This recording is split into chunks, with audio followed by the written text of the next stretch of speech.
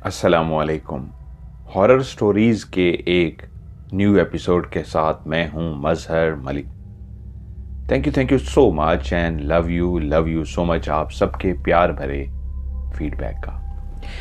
आज की जो कहानी मैं आपको सुनाने जा रहा हूं ये मुझे भेजी है मुजम्मिल हुसैन ने। इनका ताल्लुक रहीम यार खान पाकिस्तान से है। मुजम्मिल कहते हैं, जब से मैंने आपकी कहानियाँ सुननी शुरू की तो उसके बाद मैंने अपनी फैमिली को भी बताया, तो मेरी फैमिली के बहुत ज़्यादा लोग आपकी स्टोरियों को इस अंदाज में सुनना शुरू हो गए कि हम सबको बेचैनी से स्टोरी का इंतज़ार होता। और जब हम स्टोरी रात को अपने अपने कमरों में सुन लेते तो सुबह उठ के बाकायदा हम एक दूसरे के साथ डिस्कस करते थे कि कितनी खौफनाक कहानी थी। मुझे तो कमरे में रात को डर लग रहा था। हमारे वाले साहब एक दिन हमसे बोले, ये तुम लोग क्या सुनते रहते हो और क्या आपस में बातें करते रहते हो? तो मैंने वाले साहब से कहा कि हमें खौफनाक कहानियां बहुत अच्छी लगती हैं। क्या पापा आपके पास भी कोई ऐसा वाकया है, कोई सच्चा वाकया जो आपके साथ हुआ हो और आज तक आपको याद हो? वो सामने सोफे पे बैठे हुए थे, मुस्कुराए और बोले, नहीं भी मेरे साथ तो जिन्नात का आज तक कोई पाला नहीं पड़ा। हाँ, तुम्हारे जो ताया हैं उनके साथ एक जिंदगी में इस तरह का सच्चा वाकया हुआ था। तो हमने उनसे कहा सुनाए ना। तो वो बोले, भाई वो खुद सुनाएं तो ज्यादा बेहतर है। इस दफा जब वो घर आए तो तुम लोग उनसे फरमाइश करना, वो जरूर तुम्हें सुनाएंगे। ताया अबू आते रहते थे। हम लोग रहीम यार मकान में रहते थे और उनका रहना उठना बैठना लाहौर में था। और इस दफा जब वो हमारे घर आए तो हम सारे बहन भाई उनको घेर कर बैठ गए। चाय की चुस्की लेते हुए बोले, खैर है, आज जिस अंदाज में तुम लोग इकट्ठे होके बैठे हो लगता है कोई बात करनी है, कोई बहुत ही अहम बात है।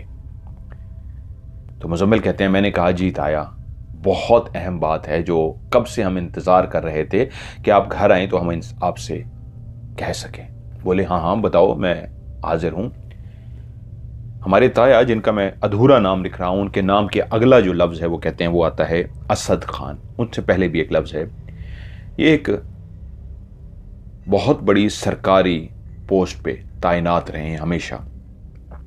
अभी भी वो एक जगह पे बहुत बड़ी पोस्ट पे हैं। जिस वक्त हमारे सामने कहानी सुनाने के लिए बैठे थे, कहले हाँ हाँ बोलो क्या काम है, मैं हाजिर हूं। जिस तरह एक बड़े अपने बच्चों की सामने बैठने के अंदाज से अंदाजा लगा सकते हैं कि जैसे कोई सरकारी ओहदे पे फाइज बंदे को काम जिम्मे लगाना हो, तो वो उस अंदाज में एक्टिव हो गए कि बोलो मैं करा देता हूं। अपना फोन इस अंदाज में उठा लिया कि शायद किसी को फोन करना पड़े। तो हमने कहा, ताया आपकी जिंदगी में आपके साथ एक ऐसा वाकया पेश आया था जो हमें पापा ने बताया है, जो बहुत ही खौफनाक था। हम आपसे वो सुनना चाहते हैं। तो एकदम चुस्की का कप जो हाथ में चाय का कप पकड़ा था उसका एक सिप लिया और बोले, तुम्हें किसने बताया? हमने कहा पापा ने। तो बोले, तुम्हारे पापा ने तुम्हें क्यों बताया? हमने कहा इसलिए कि हम बहुत शौक से हॉरर कहानियां सुनते हैं और हमारा दिल करता है हम भी कोई कहानी भेजें और हमारी कहानी मजहर साहब अपने लफ्जों में ढाल के हमें सुनाएं। तो आपके साथ तो वाकया कोई हुआ है, आप सुनाए ना। तो कुछ पूछते रहे, कौन है ये मजहर साहब और क्या है स्टोरी। हम इस तरह इनके आपके बारे में बताते रहे और फिर उसके बाद वो बोले, ओके मुझे उनकी कोई कहानी सुनाओ। तो कहते हैं फिर हमने बाकायदा फोन उठा के आपकी एक स्टोरी उनको प्ले करके दे दी। वो मोबाइल को ऐसे सामने पकड़ के चाय पीते रहे, कुछ देर आपको सुनते रहे और उसके बाद बोले, हाँ ये बंदा बहुत अच्छा बोलता है, इसका कहानी सुनाने का अंदाज बहुत अच्छा है, मुझे टाइम मिला तो मैं भी इसको सुनूंगा। इसका हर बंदा इस अंदाज में कहानी नहीं सुना सकता। सो इस बंदे को देख के मैं फैसला करता हूं कि हाँ कहानी भेज देते हैं। अगर कोई ऐसा होता जो इस अंदाज में कहानी सुना रहा होता तो शायद मैं कहानी ना सुनाता। और हम लोग खुश हो गए। सो ताया अब्बू ने कहानी सुनानी शुरू की। उनका ताल्लुक रहीम यार खान से था। आबाई घर आज भी रहीम यार खान में था, लेकिन अब वो मुस्तकिल तौर पे लाहौर शिफ्ट हो चुके थे नौकरी के सिलसिले में। पढ़ाई मुकम्मल करने के बाद एक बहुत अच्छी जगह पे नौकरी मिली और फिर तरक्की करते करते सरकारी ओहदे पे इस अंदाज में फाइज हो गए कि हमेशा बड़े ओहदों पे फाइज रहे और अभी तक एक बड़े सरकारी ओहदे पे फाइज थे। ताया असद बोले, ये उन दिनों की बात है कि जब मैं रहीम यार खान में रहता था।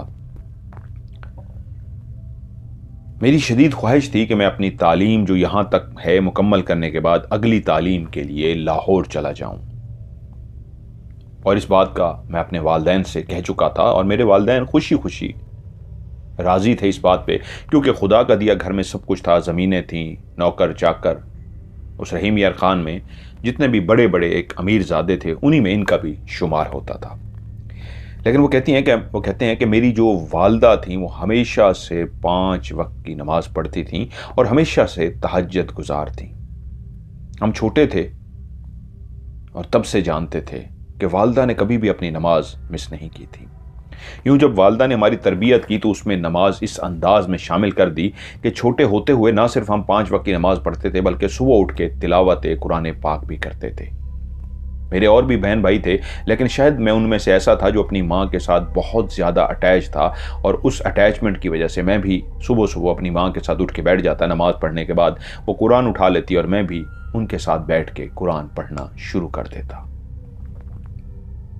मेरी ज़िंदगी में अगर कोई चीज़ तब्दील नहीं हो सकी तो वो एक यही था कि नमाज की सुबह सुबह फजर की नमाज पढ़ने के बाद कुरान की तिलावत करना। वक्त गुजरता रहा, मेरी तालीम मुकम्मल हुई और उसके बाद मुझे अब लाहौर जाना था।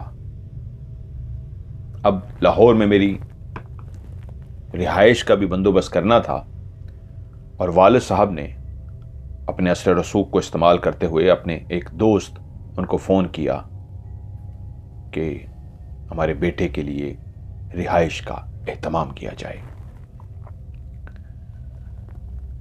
उनके दोस्त ने कहा, उनके काफ़ी घर वगैरह थे जो उन्होंने रेंट पे दिए हुए थे, उन्होंने कहा कि अगर फौरी तौर पे एक मेरे पास छोटा है, बहुत छोटा है, आपके काबिल तो नहीं है, आपके बेटे के काबिल, लेकिन अभी वही खाली है, लेकिन जैसे ही कोई और खाली होगा या बेहतरीन मेरी नज़र में आएगा मैं फ़ौरन उनको वहाँ पे शिफ्ट कर दूंगा।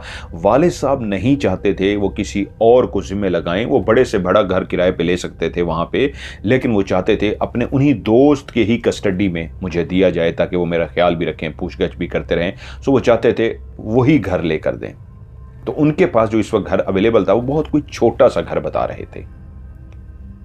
वालिद साहब ने कहा कोई बात नहीं, जब कोई घर बड़ा आ जाए तो आप बेशक वहां पे इसको शिफ्ट कर लीजिएगा, अभी तो आके कुछ अरसा इसको सेटल होने में लगेगा, ये गुजारा कर लेगा। और वैसे भी वालिद साहब चाहते थे अगर ये थोड़ी सी जिंदगी की तलखियों को भी बर्दाश्त करेगा, ऊंच नीच भी देखेगा, किसी छोटे घर में भी रहेगा, नौकर चाकर के बगैर रहेगा, तो इसको जिंदगी में आगे सीखने का बहुत मौका मिलेगा। हमारे वालिद साहब हमेशा ये सोचते थे कि बच्चों को सर्दी और गर्मी का एहसास अगर नहीं है तो वो कभी भी किसी गरीब के बारे में अच्छा नहीं सोच सकते। जब तक उन्होंने गर्मी बर्दाश्त नहीं होगी तब उनको पता होगा कि गरीब को गर्मी क्यों लगती है और गर्मी क्या होती है।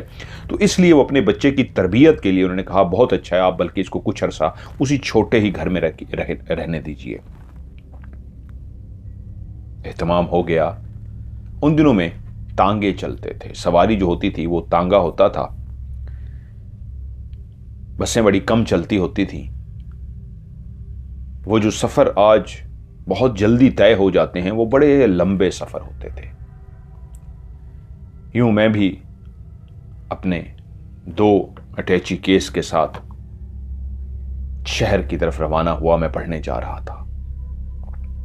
जैसे कैसे बस का सफ़र करते हुए, बहुत पुरानी बसें होती थीं, आज तो जदीद बसें आ गई हैं, वो चलती भी बड़ी स्लो थीं, रास्ते में रुकती रहती थीं, सवारियां उतारती फिर इस तरह। खैर मैं जैसे कैसे लाहौर पहुंच गया और जब मैं लाहौर में दाखिल हुआ तो अब मुझे उस पते पे पहुंचना था जो मेरे पास लिखा हुआ एक एड्रेस था। उसी एड्रेस को मैंने संभाल के अपने दोनों सूटकेसों के अंदर भी रखा हुआ था, जेब के अंदर भी रखा हुआ था, 3-4 जगहों पे रखा हुआ था, क्योंकि अगर वो खो जाता तो मेरा राब्ता मुश्किल था। मोबाइल और टेलीफोन इस तरह के सिलसिले बहुत कम थे।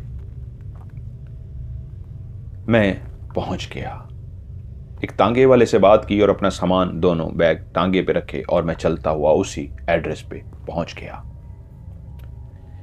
अब जिस जगह पे तांगे वाले ने मुझे उतारा उससे आगे गली सी थी और वहां पे तांगा जा नहीं सकता था। उसको बोला बाबू बस मैं तो यहीं पे जा सकता हूं, आगे आपको पैदल जाना होगा।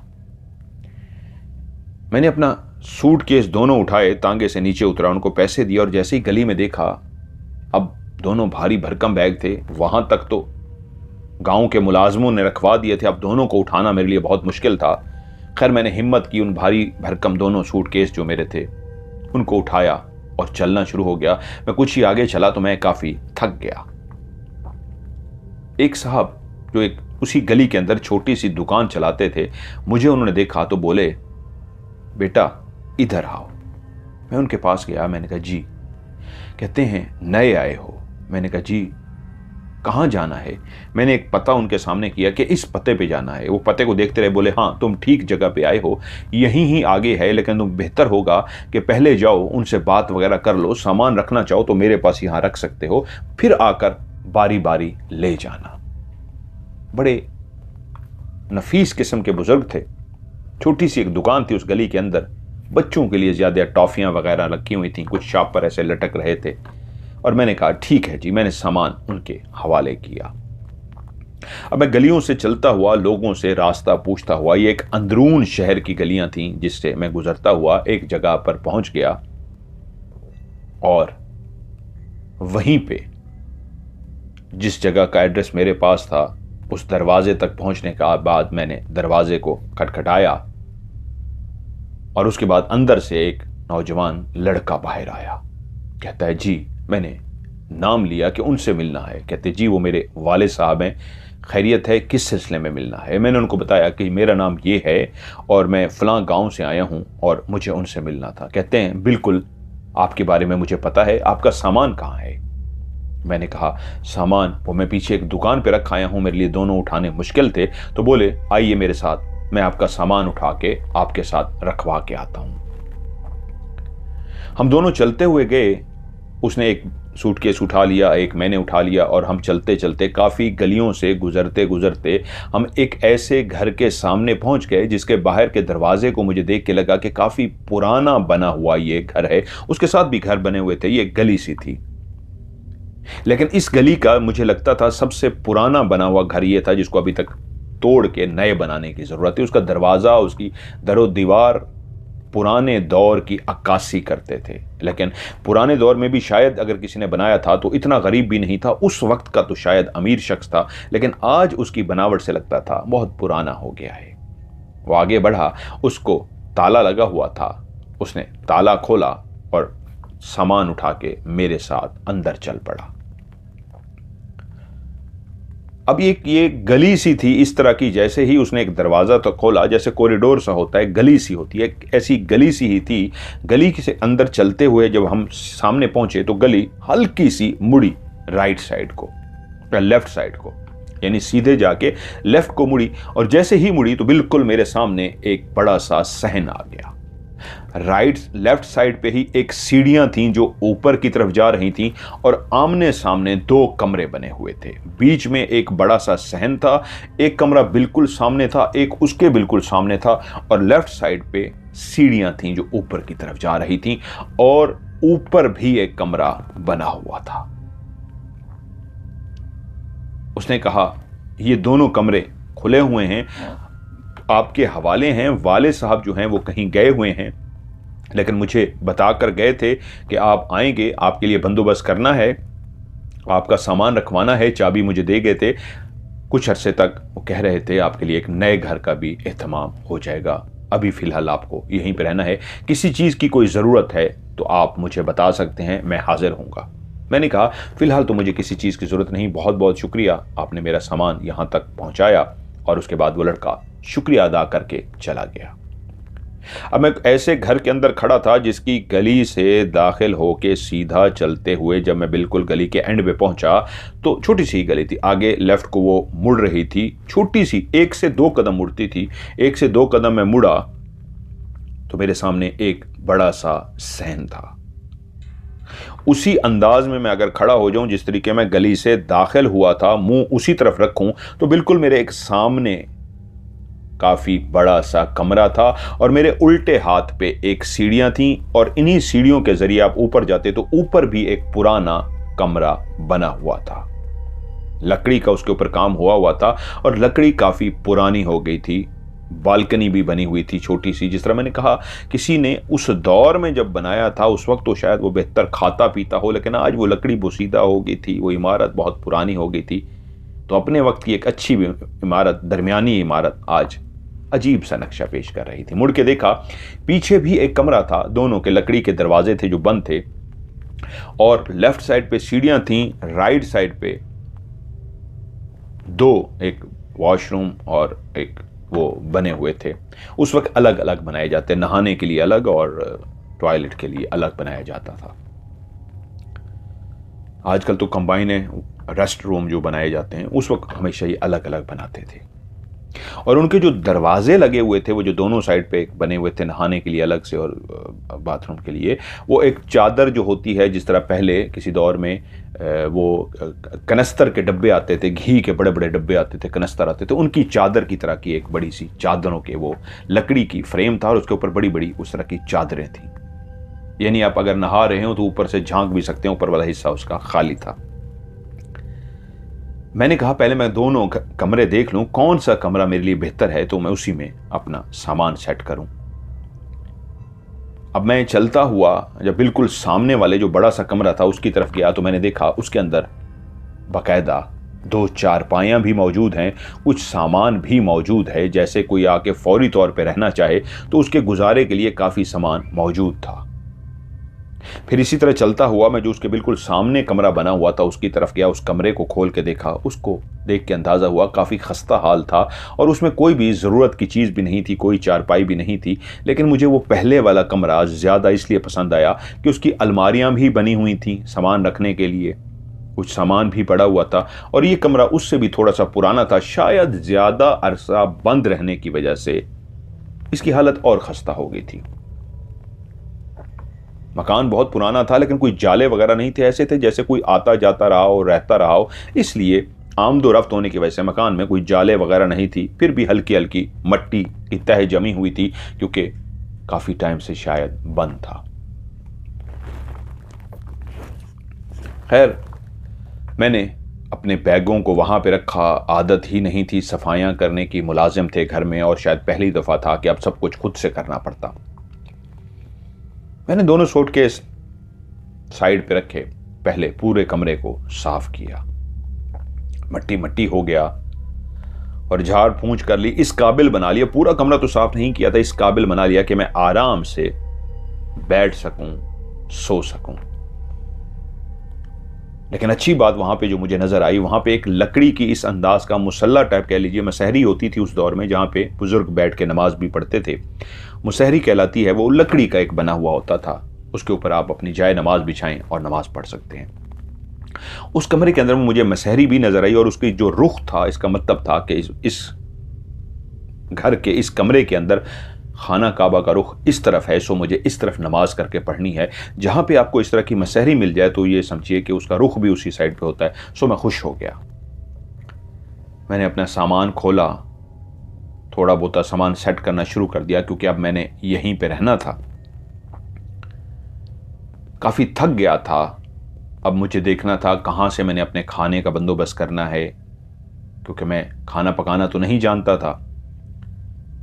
तो मैं अपना सामान वगैरह सेट करके बाहर गली में निकला। ये एक रौनक वाली गली थी, लोगों के घर थे, कहीं कहीं पे दुकानें शुरू हो जाती, फिर कहीं पे घर थे, एक मोहल्ला सा था। सब लोग मुझे इस तरह देख रहे थे जैसे कोई नया शख्स उनके मोहल्ले में रहने के लिए आया हो। मैं गुजरते हुए किसी किसी को सलाम भी कर देता। मेरा हुलिया बताता था कि मैं किसी खाते पीते घर से आया हूँ, अच्छी फैमिली से आया हूँ। शक्ल सूरत भी अल्लाह ताला ने बहुत अच्छी दी थी। यकीनन परवरिश भी नौकरों चौकर के बीच में हुई थी, नौकर बहुत ज़्यादा थे, वालदैन के पास पैसा बहुत ज़्यादा था, तो रंग रूप ये सब कुछ तो आपका होता है, चाल ढाल से भी पता लगता है कि आप खाती पीती फैमिली से हैं। लेकिन उस गली के अंदर चलते हुए सब इस अंदाज में देख रहे थे, ये हम में से नहीं है, किसी और शहर से आया है। रंगो रूप, चलने का अंदाज, चाल ढाल बताती है कोई परदेसी आया है। मैं वहां से अपने लिए खाना लिया और खाना लेके कमरे में आ गया। मेरे पास तो बर्तन तक भी नहीं थे।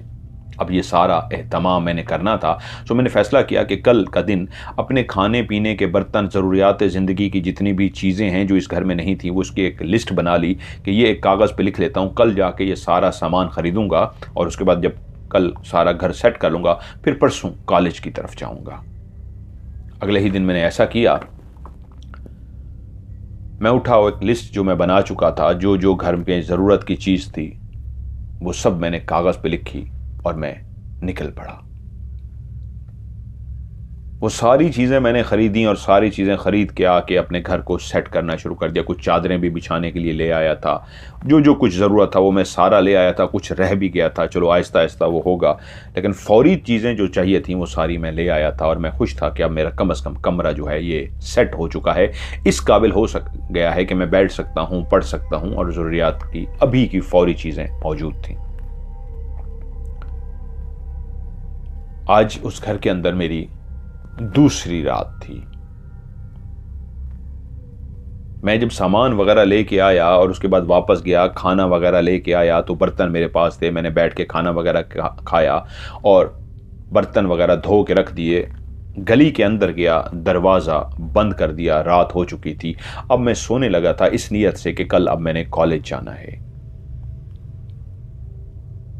जब मैं दरवाजे को बंद करके वापस आ रहा था, उसी गली से गुजर रहा था कि अब लेफ्ट को मुड़ूं, सहन में पहुंच जाता और अपने कमरे की तरफ जाता, तो उसी वक्त दरवाजा नॉक हुआ। ठक ठक ठक ठक ठक ठक ठक ठक। ये कौन आ गया? शायद वो अंकल वापस आ गए होंगे, जो अब्बू के दोस्त हैं, जो गए हुए थे, वही मिलने के लिए आए होंगे रात के इस पहर। और तो मेरा कोई जानने वाला है नहीं। ओके, मैं उसी वक्त मुड़ा, गली में ही था और चलता हुआ दरवाजे के पास गया। वो दरवाज़ा जो दो उसके सिंगल दरवाज़ा नहीं होता था, डबल दरवाजे होते थे, दो साइडें होती थी उसकी। उस दरवाजे को मैंने खोला और जैसे ही खोला तो मैंने देखा सामने कोई भी नहीं था। और मैं आगे बढ़ा और गली में झांक के देखा लेफ्ट साइड पे और राइट साइड पे, लेकिन वहाँ पे कोई भी नहीं था।